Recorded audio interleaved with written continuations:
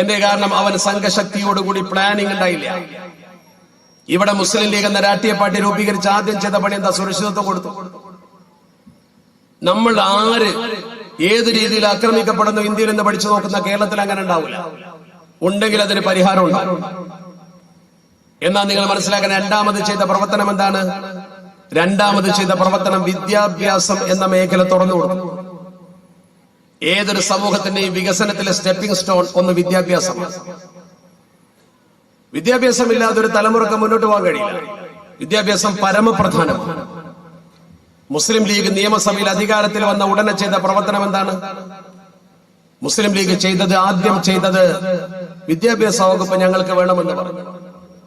വിദ്യാഭ്യാസ വകുപ്പ് ചോദിച്ചു വാങ്ങിയിട്ട് എല്ലാ സ്ഥലത്തും സ്കൂൾ കൊടുക്കാൻ തീരുമാനിച്ചു. പാണക്കാട്ടെ പോക്കോയത്തങ്ങളാണ് അച്യുതമേനോൻ ഗവൺമെന്റിനോട് പറഞ്ഞത് പ്രൈവറ്റ് മേഖലയിൽ സ്കൂൾ അനുവദിക്കണം.